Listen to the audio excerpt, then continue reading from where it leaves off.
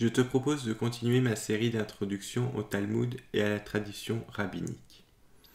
Le but de cette série est de permettre à toutes les personnes qui s'intéressent pour une raison ou pour une autre au judaïsme rabbinique de mieux le comprendre, et je pense plus particulièrement aux chrétiens, et notamment aux chrétiens évangéliques, qui peuvent en avoir une vision très faussée.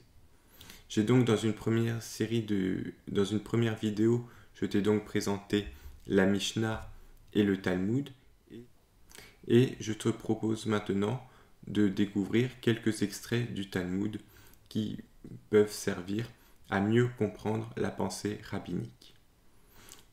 Dans cette vidéo, je vais te présenter un extrait qui illustre bien l'autorité que les rabbins s'accordent. Et ici, tu vas voir qu'il y a même un rabbin qui peut enseigner Dieu. Je vais donc d'abord te lire l'extrait, ensuite je te le commenterai. Il se trouve dans le traité Hagiga 15b. Lorsque Rabbi Dimi vint de Palestine, il rapporta qu'on disait là-bas « Rabbi Meir a trouvé une figue, en a mangé l'intérieur et jeté la peau. » Rabba, le fils de Rabbi Shila, rencontra le prophète Élie et lui demanda « Que fait le saint, béni soit-il » Il proclame les traditions de tous les rabbis, sauf celles qui viennent de Rabbi Meir. Pourquoi les a-t-il exclus?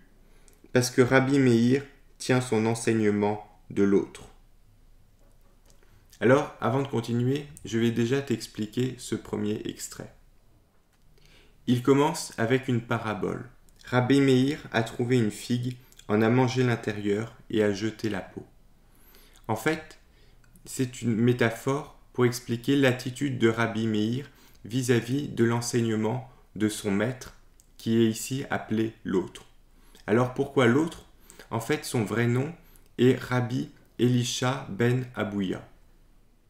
Mais ce rabbi a la particularité d'être devenu apostat, c'est-à-dire qu'il a abandonné la foi. Et donc, à cause de cela, le Talmud l'appelle l'autre. Il ne veut plus prononcer son nom.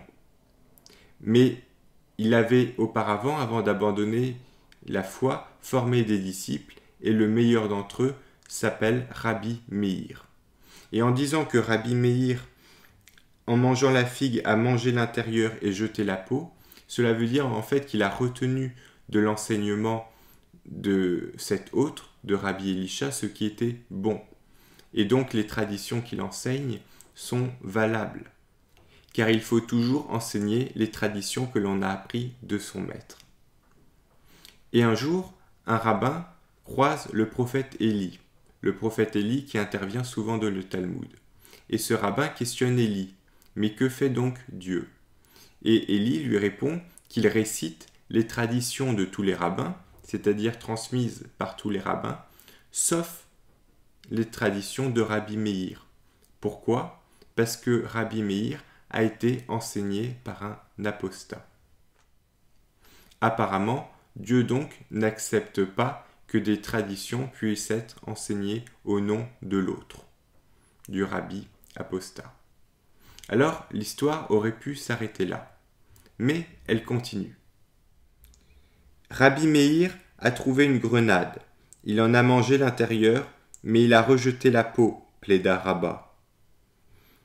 Le Seigneur vient de proclamer « Meir, mon fils, a dit » Lorsque l'homme est dans la détresse, que dit la Shekinah?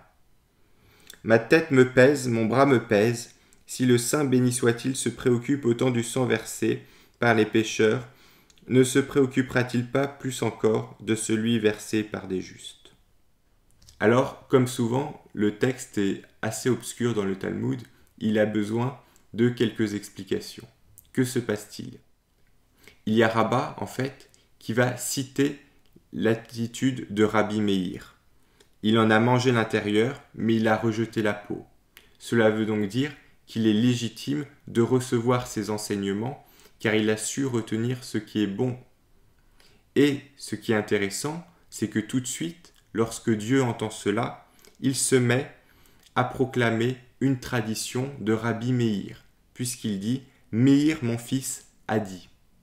On voit donc que Dieu a changé d'attitude. Alors qu'avant, il rejetait toutes les traditions venant de Rabbi Meir, maintenant il se met aussi à proclamer des traditions de Rabbi Meir. La remarque de Rabbah a donc fait changer Dieu d'avis sur ce sujet. Voilà donc un récit qui illustre bien l'importance que le Talmud accorde à l'autorité des rabbins.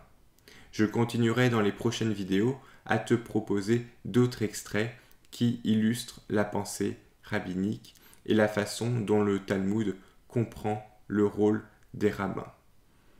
Je te dis donc à bientôt pour de prochaines vidéos.